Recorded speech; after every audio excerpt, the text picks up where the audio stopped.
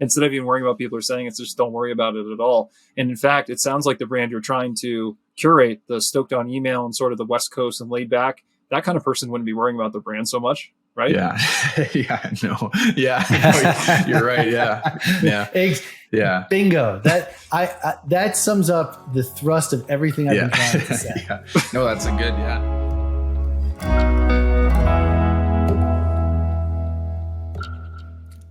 Hello, everybody, and welcome to episode 53 of Business Therapy. This is the show where every week, Jonathan and I bring on real business professionals to talk about their real business challenges live on the show. This week, we'd like to invite Max Sullivan onto the show. Hey, Max, thanks for joining. Hey, how are you guys doing? Great.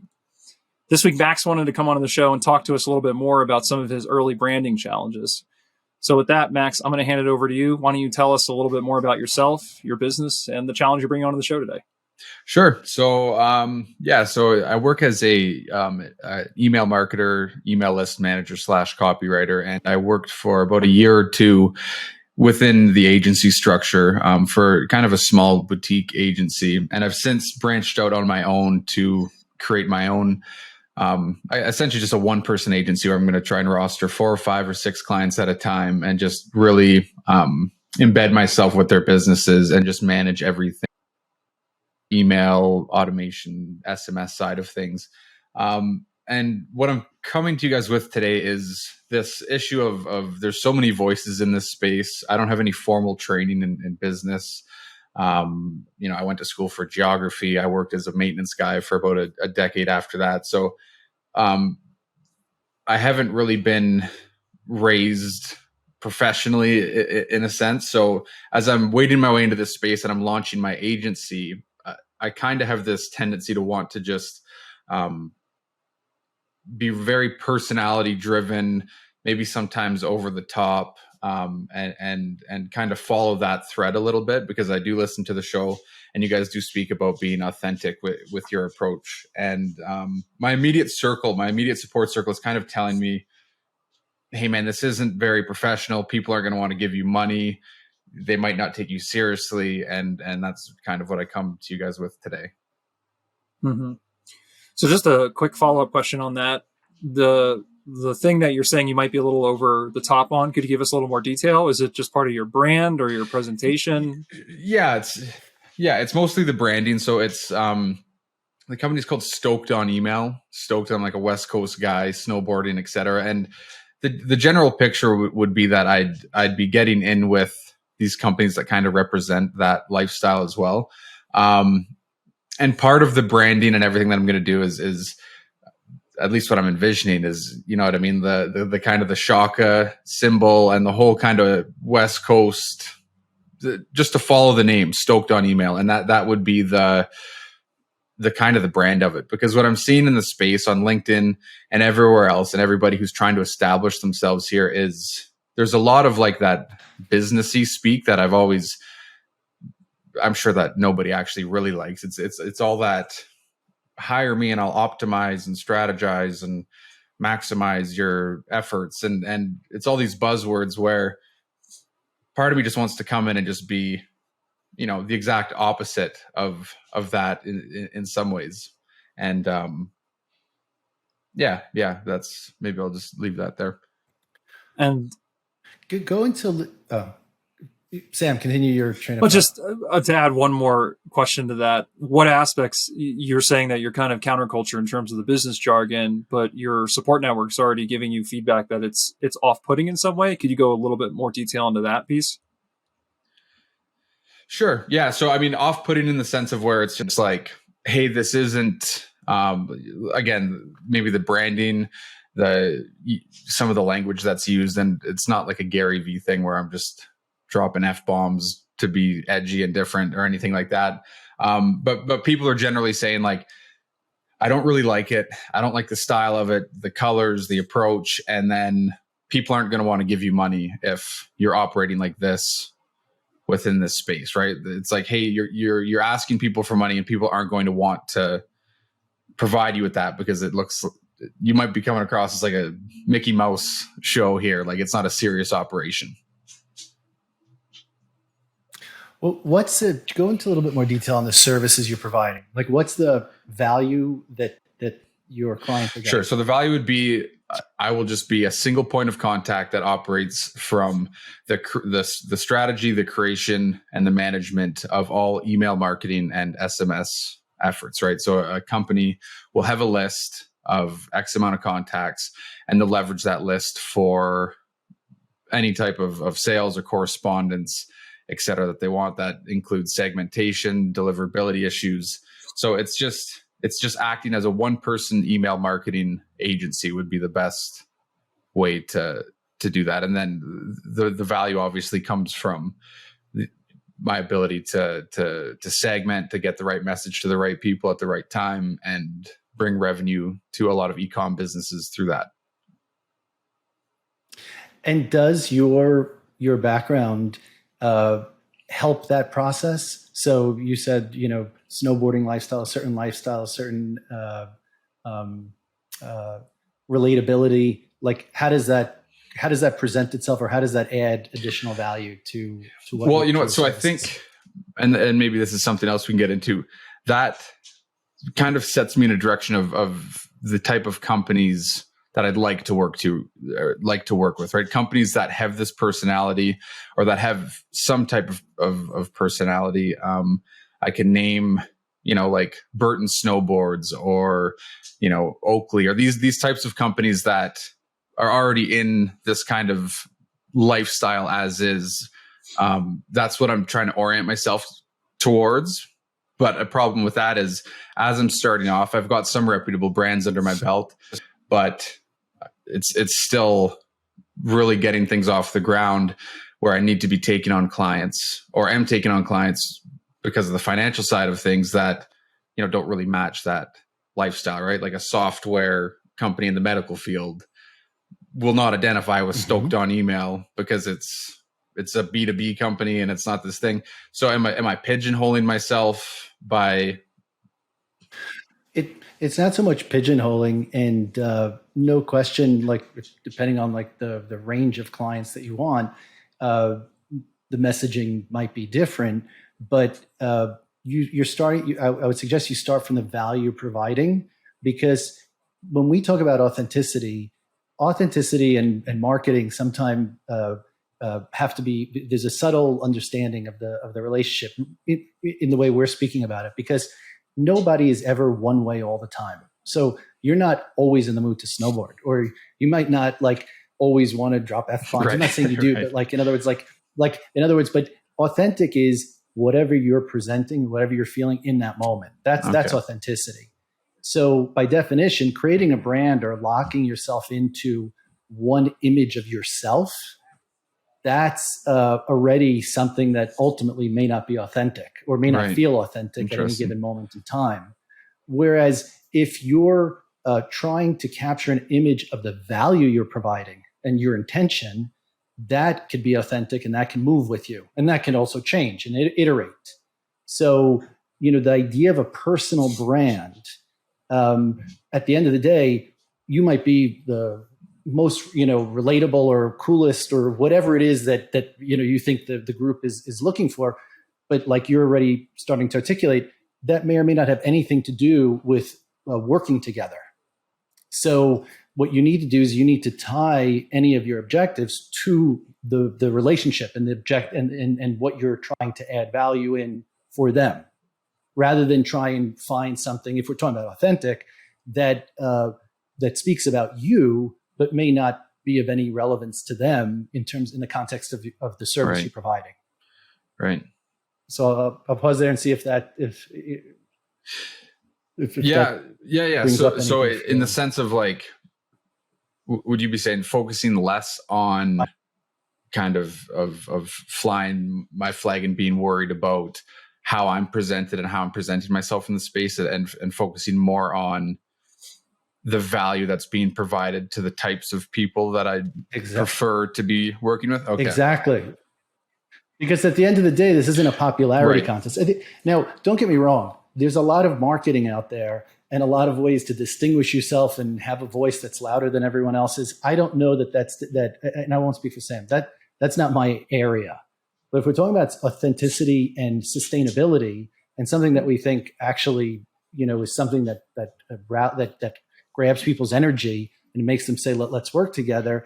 In the context of what you're speaking about, locking yourself into an image of yourself doesn't seem like it's going to further any interest other than trapping you. Yeah, you know what? Because I think sometimes, and that's a great point, John, because I think sometimes, even in conversations with friends and stuff, I'll say like, it's just a matter of, kind of that popularity contest thing, right? Like if I can just go out there and be myself, I've been, popular for a large portion of my life. So why would this be any different? If I can just go out there and kind of fly that flag, it should attract some type of attention. But I think that does raise already kind of like this perspective shift of, you don't want to lock yourself into this one way of operating, in part because it might not be relevant to, the people that I'm trying to work with.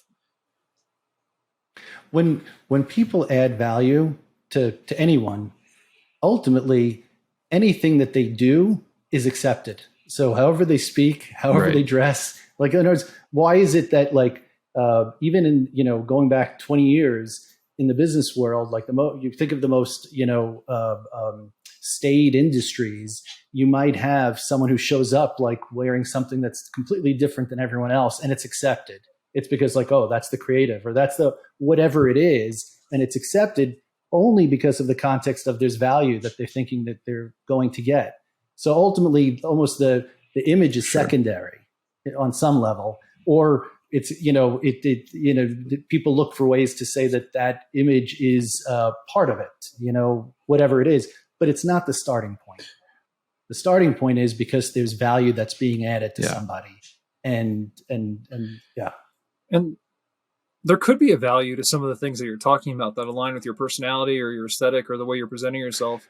But before I offer more of an opinion there, I wanted to also know, when you came onto the show and you articulate this tension, where's the tension coming from? Is it that people are giving you criticism and you feel resistance to change? Is it that you're doubting sort of how your brand will present, and that the authenticity coming from you is not going to be well received by anyone? Or I guess where is your concern kind of welling up? Yeah, you know what? I think maybe in a couple arenas, but I think part of it too is like I'm worried, maybe how I'm coming across, what people will think, what people will think of it, even outside of the business potential client side of things, right? It's kind of that human, like self-conscious. So many people are operating and establishing their businesses in a similar field in a certain fashion for the most part.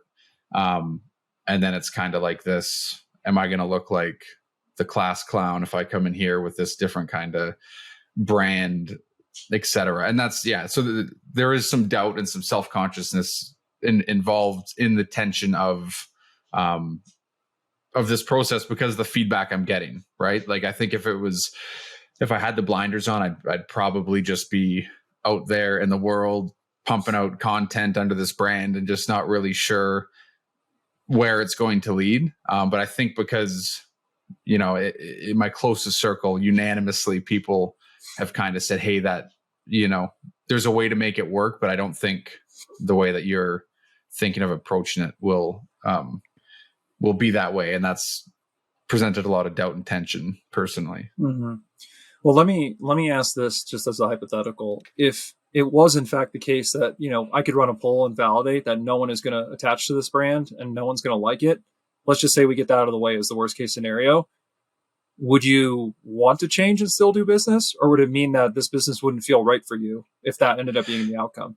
So that's something that what I have said before was, I want to run with this because it seems sustainable to me. And if it just so happens that people won't want to do business with me because this is just how I operate, then I'll just have to go back to being a janitor or finding another thing altogether. Right. Because it was kind of just like, and again, I listened to the show, and I'm a fan of the perspectives of everything. So it was just kind of like, you know what, if I just follow this and it's what energizes me, and it just so happens that people won't touch me from a business standpoint, then I'm just probably not going to, because the friction and everything that would come from squeezing into like, something that I don't identify with or that I feel friction with every day when I'm trying to work with it, I think would also be a bad outcome personally, right? And not sustainable. Well, and like you said, I appreciate you tuning into the show. It sounds like you've already thought through the most critical piece, which is then with that alignment in mind, the feedback and the criticism is really irrelevant, right? And you just articulated that, which is that if people give you feedback, that whole piece can be dismissed in a way because this is the stance that you feel comfortable putting forward. And if it's assailed and doesn't work out, then it doesn't work out. And that's better than trying to conform or change that authentic feeling that you're trying to put out there. So in a way, the feedback is a moot point, but that does bring the conversation back to perhaps there's a way to remain that authenticity and better connect with your audience. And I think that's where really Jonathan was going, which is that, there is a way to retain what you're trying to portray and sort of that element that you feel comfortable with. And there's a lot of different ways to say something. A lot of it comes down to communication. And I think that piece we can explore, because you're really not communicating. Here's the one type, like set of words, the one aesthetic, the one vibe, like anything outside of that, I refuse to abide. It's kind of, what is that way maybe where you can better connect with your audience? And I think really that piece of the conversation is bringing it outside of yourself and your own internal feelings and your own internal observations, and thinking about how is this brand going to be used as a tool in communicating with potential clients? And what is that communication meant to convey? And I think that's where we could take the conversation and maybe unblock you a little bit, because it sounds like the criticism piece is really a red herring, because you're not going to take that criticism anyway, and you shouldn't, because this is what you want to do. And I think that's important. So, and I was trying to convey the same idea of it's all noise. The image of you that people will accept or not accept, or that's what I was trying to say. Like the whether it matters to somebody is what ultimately will sustain, regardless of how you dress, regardless of what you say, or how you speak or anything else. So what I was cautioning against was starting with just what is the image of you, divorced from what you're trying to do, because that nobody can do. Like, in other words, if I tried creating a personal brand for myself, it would and for no purpose other than like what I'm trying to put out there. By definition, that's a mask. That's putting distance between me and people. It has to be for a reason. So, and this is where Sam was ending off, the idea of why does this matter? Like, so, and it doesn't have to matter. You started talking about the types of clients. It could also matter about a vibe. In other words, like that there's a certain lifestyle or a certain way of thinking or a certain pace or whatever it is that's conducive to being successful in marketing or conducive to being successful in communicating with people in general, and you need to just think through, why does this matter to you? Why is this important? And what has it done for you? And how can it benefit others in any context, but especially in this one, because that'll be more sustainable. Sure. Yeah. And I think part of it is like, I'm sure there's some level of ego involved, right? Of wanting to, show off who I am and how I see the world, et cetera, and have that translate through the business. I think what's important and something that was also identified is like, there will have to be an emphasis on proving that I can provide value. If I'm going to veer into this lane of like, maybe this approach is stupid, maybe it's refreshing, whatever it is, if it's going to be different, it's going to have to double down on reassuring the potential clients that there's going to be that there is value here through case studies, through proof of previous work done, etc. Or through the first example of it. Like, in other words, don't all you have to do is do something, do work. Like, in other words, like the trick is to get that. It's always very, very hard. The hardest thing is to get that first client, in any business. But once you get it, you do the work. I'll take another tack in cautioning against this idea of an image, because it's always a double-edged sword. Let's say you're successful in a moment in time of somebody liking the image of you, and that's why they want to work with you. A, you have to maintain that image. You can never change from that image. But B, it also comes from a chip on the shoulder of an insecurity of whether or not this is an okay image. In other words, Sure. so you make it so much about your identity that at some point anything that happens in the business is a direct attack on your identity. And that's what I'm trying to distinguish from, because, like people always say, like, people have been in jobs for many, many years and then there's mass layoffs or something. And then people like really fall down hard. And a lot of times because they felt it attacked their identity. Like, I am this job, I am whatever. And that's all I'm cautioning against. Like, don't get wrapped up there.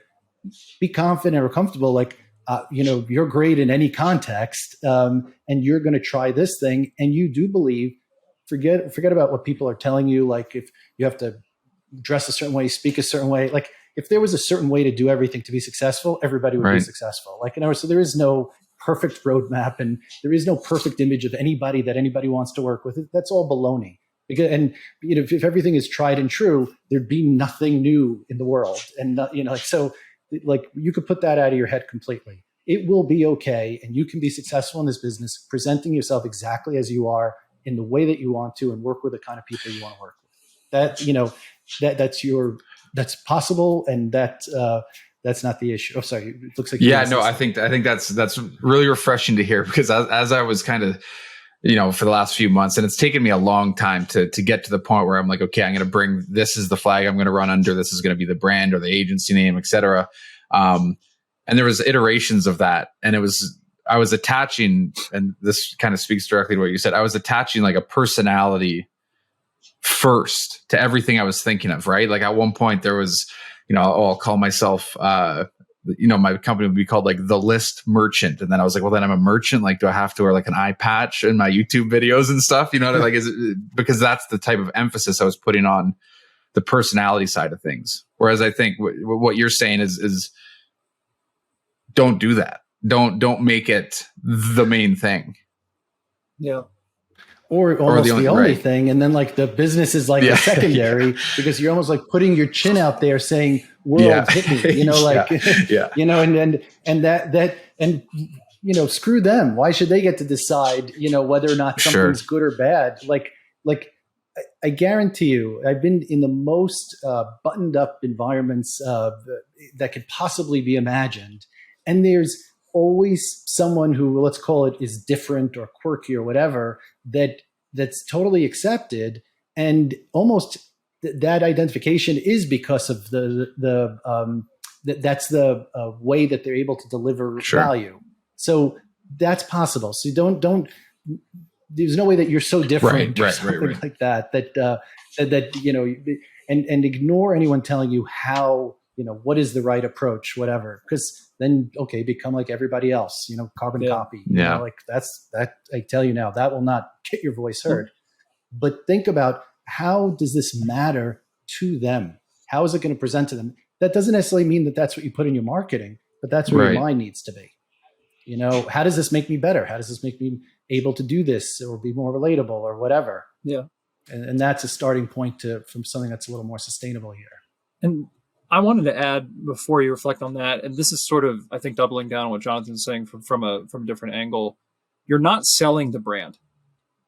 I think you really need to seep that in, because I think there's this misconception about branding, and this is my professional perspective, where there are only a very, very few minority of brands, which the brand is the product. Like, you can think of some fashion ones where like they develop the brand as a container and it means something, and that's the benefit that people are buying. Like if you're buying Gucci or you're buying, Rolex or whatever, part of the benefit is buying the brand and buying the name. That is the vast minority of companies where brand is part of the product. But I'll just pause. Even there, though, they became those names for a reason. They did something revolutionary. They created some art that people accepted was art, et cetera. But and there's some, like to Jonathan, there's some argument there, and it's an interesting one where they started as a brand name for other reasons. It became associated with a good product, and then they developed that brand to a separate product unto its own. But the point I was really making is that most people don't buy brands. The brand is what they associate with the product or the service. So like in some ways, brand can be insignificant for contractors, and you could go out there with anything because the brand can change every day. You don't go forward and sell, hey, this is the Max Sullivan brand. Do you want to buy that? And then I'll talk to you about the product. Right. They're only going to be talking to you about the product. If you sell enough product, they're going to associate the character and energy of your process and your product with that brand. And with that recognition within circles where it could be recognized, then the brand has meaning. You can't imbue meaning to your own brand if there's no product or there's no experience that's already been associated with it. So in a way, it's kind of changing the way you're thinking about it. I hear in your energy all this investment in like the brand has to look a certain way and it has to present a certain way as if you were going to sell it. You're not selling it. I think the issue you're talking about, you want to be able to engage with clients with a certain communication style. You want your process experience to be a certain way. That's going to evolve by you finding people who match your energy and executing. And then that really will define the brand more than you just thinking about what the brand should look and feel like, and then it becoming so. Because the product that you're selling will never be sold as like a Rolex, like, hey, buy the Max Sullivan brand and the Stoked on email, and you know what you'll get. No one's ever going to get that. You've got to be really tight on what the service is, and then people will come to associate it. It won't be the other way around. So in some ways, I'm trying to say that because you can liberate yourself from this challenge of, am I crafting my brand the right way? Because it's really it's the wrong way to look at what you're selling. Or even, am I presenting myself the right way? Like, and that's what we're saying. We're releasing you from worrying about that. Yeah. Because that's the most irrelevant. And then the question I'm sure a lot of listeners might have is, so why does everyone talk about branding? Like, why does everyone always say, like, even as an initial, you're starting a new business, what's your logo going to be? What's your brand, et cetera? I would think of it as something more tactical, that branding or marketing is just another tool in a wide toolbox of how to get your first customer or how to get, the first 2 or 3 customers. And so it's just a tactical issue of, how do I raise my profile, or how do I get the first customer to engage? And I would de-stress that marketing or creating a brand or all the energy you might invest in that is the best way to get the first customer.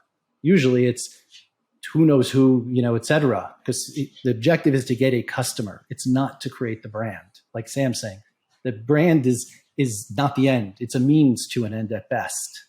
Yeah. So just think of it more as, I am free to be myself. In fact, be confident that how I'm going to be can add many dimensions to what to the service, to my relationships, et cetera.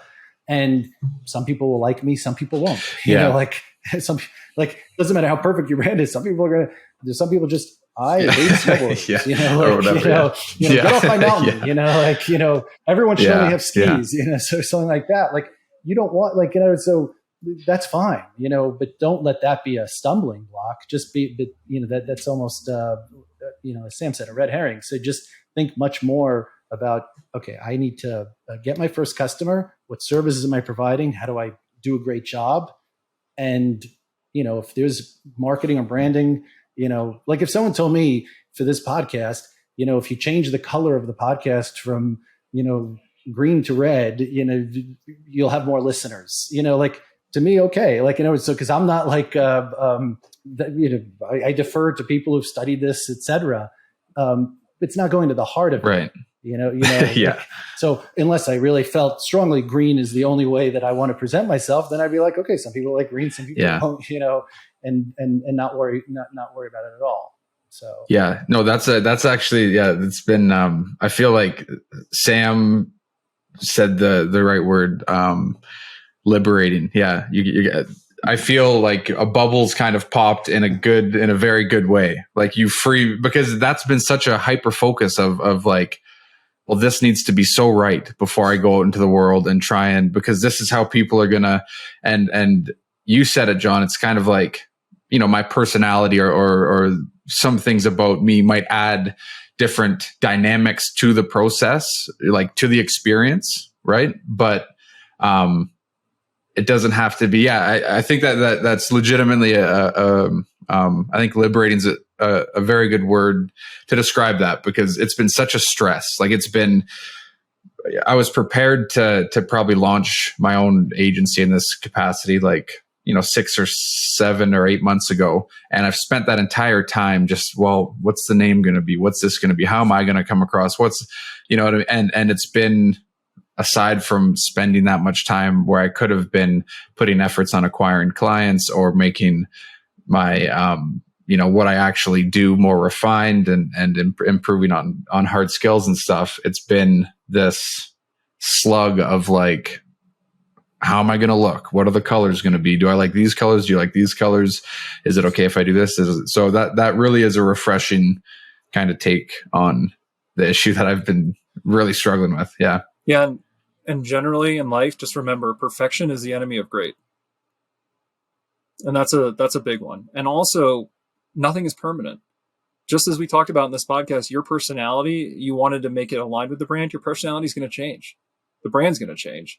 You could spend 8 months, like you just said, painstakingly curating a brand, and then 6 months you could go on a retreat and have a different perspective, and then the brand doesn't make sense anymore, and you're going to end up changing it. Don't let it get in the way of doing the work. For sure. A lot of times brand is just a container that when people enjoy your work, then instead of you having to go to the next client and redo everything from scratch, people can say, hey, I worked with Stoked on emails and I got a great result. And then all of a sudden an association is not with you, but with the company and with that brand. And then you've put some energetic currency into the brand, but that currency is not deposited by you thinking really hard about how to put currency in it. It's really put in there, invested by great interactions, by great interfacing. And in that way, you could think the brand itself could be a lot of things. And that's why if you had a good instinct about it and you felt good about even the moment, almost like I'll relate it to getting a tattoo, right? People who can get tattoos, if you're going to sit there and think, am I going to appreciate this every day for the rest of my life? Is everyone going to love this who sees it for the rest of my life? I don't think anyone would get a tattoo. You got to look at it and say, do I feel really great about it or passionate in this moment? And am I going to regret having put this out there? And if the answer is no, then get out there and start collecting energy around it and playing with it and seeing how it evolves over time. Yeah, people says the tattoo with something more permanent. I agreed with Sam up until the tattoo, only in that if you feel strongly about the sign, like any more time, go, just go with it. But not because this is going to lead to acceptance or validation of you as an individual. That's like the worst place you could put yourself. Yeah. And I think that's been a part of the equation, right? Like, just frankly, I think that's been, just like what are people going to think? I'm putting myself out there, like you said earlier, like just sticking your chin out, saying, hit me, right? If you're going to identify with it like that. And everyone does it. Yeah. We all do it. In other words, like, there's a natural instinct to want to be validated, and we're all aware of how we don't measure up, and we're all aware of how we're not good enough or how we're different, et cetera. But all of that is ultimately noise, and really not how anything is achieved ever. Nobody's ever achieved anything by trying to measure up to an image that you think they should be. I think that's great. Yeah. That's probably the best way I could say it. Like a bubbles burst in the best refreshing kind of way. Right. And it's just to, just to run with it, because it's a tool in the toolbox. It's not the thing. It's not that's great. Yeah. In a way, you came onto the show and asked kind of, well, how do I deal with this resistance and all of this negativity around what the brand is? And ultimately, I think the answer that I would give is the brand is not that consequential. Mm-hmm. And if you can just, I'm just articulating back what you're saying. And when you kind of wrap that, it's kind of move on. It's like, why even, instead of even worrying about people are saying, it's just don't worry about it at all. And in fact, it sounds like the brand you're trying to curate, the Stoked on email and sort of the West Coast and laid back, that kind of person wouldn't be worrying about the brand so much. Right. Yeah. No. You're right. Yeah. Bingo. That sums up the thrust of everything I've been trying to say. No, that's a good, no, that's bang on. Totally. Yeah, because it's tricky, but I mean, you get it out there and you'll see what happens. You could get that brand out there, and then all of a sudden for a client that you really want to work with, you start to really button up and act businessy. It doesn't mean you've betrayed your brand. Sure. Yeah. It just which means has been the case. That's been the case already, where it's like, because there has to be, I think that the common thread in dealing with client stuff, it's, a genuine enthusiasm and a genuine enjoyment of the, pursuit of taking on a new project and building that to success in some capacity. I'm stoked about the process of working with a lot of these different clients, right? And sometimes it's more of a professional setting where, I need to present in a certain way, which I'm comfortable doing. And it's important to know that, I'm not abandoning or betraying the brand by, dealing with these different types of clients. Yeah, I mean, being professional, I mean, I think really, and that's back to the messaging piece that we didn't touch on a lot, but if you want to portray in your brand, hey, I want to be laid back. I just want to be able to speak in layman's terms. I want to just be able to get to the work and get excited about it and get stoked on the work and in this relationship and the kind of work that we do. That can come across in so many ways, and really Sure. When you're a one-person company, everything that you do, if you want to be doing the work, is going to be authentic, and that will create authentic association with your brand. So then the only thing you have to worry about is not how you and the brand are aligned, but really, are you aligned personally with the work you're doing? And I think that's where you kind of already articulated, I know what kind of client I want to work with. I know what kind of situations don't work for me. And if you can be honest with that, that's the hard work. The brand will gain that consistency and that reliability if you just stay honest with yourself, especially as a solopreneur. You don't have to worry about curating that. That's just you knowing yourself and going out there honestly. And then the brand will come to represent you in the same way that your work represents you, as long as you're just being honest with yourself and with clients. Yeah. Yeah. No, that's great. It feels, the whole approach to this feels a lot lighter. I think looking at it through that lens, definitely like a lot. Yeah. Inconsequential. It's not this big, scary thing that has to be, and that's it too, right? Is like, because I want to be, and I am, and I will be, and continue to be like professional in my dealings and the results and the value that I'm adding and everything. And it's just the package. I got very hung up on the package of just saying like, hey man, I'm not going to hop on a call with you and talk about like aligning on the optimization of your this, that, the other thing. I just don't speak like that. So I'm not going to speak like that, and, Well, I'll add one more thing. Even the word professional, like what does it mean to be a professional? To be a professional is not about like, if I wear a suit, I'm professional. If I don't wear a suit, I'm not. Like, that's what I'm trying to say. Like, that's irrelevant. What's professional means you know what you're offering to someone. You do what you say you're going to do. That's professional. Like having an interaction that someone could rely upon, that's professional. The package that it comes in will or will not be accepted, but that has nothing to do with you. And there's nothing you could do about that. So nor should you want to, because if you changed who you were to be able to work, that's not authentic. That won't be sustainable. Yeah. So it really comes back to, you had the right instinct, which is with brand, do something fun that makes you laugh, that makes you excited to kind of work under that name, and then just go out and do the work. I mean, I think that's the best thing you can do for yourself. Don't worry about the haters. Yeah. Yeah. Fair. That's awesome. Yeah. That's great. Well, it sounds like you feel a lot better. Is there any other questions we can answer for you on this topic or around this topic before we wrap up today? No, you know what? I don't think so. I think that was kind of the gist of it, in a space where, I guess that same logic applies though. If you're seeing, 100 odd people with very similar messaging all the time, would that be a lack of, I guess everyone can be successful, right? As long as they're professional in the sense of delivering the service, delivering the goods, et cetera, right? Well, you just described that's within a specific context. So like, in other words, if I already have a service provider, I'm not seeing all these, people. So in other words, like who's seeing all this? There's someone who's looking for something. That's why I'm saying it's a tactical issue of getting those clients. Once you have the clients, like who are you trying to stand out for? Like in other words, like it's for a purpose. Mm-hmm. Yeah. Yeah. So I'm surprised sometimes when I look for different providers, how many there are, because I don't even realize. But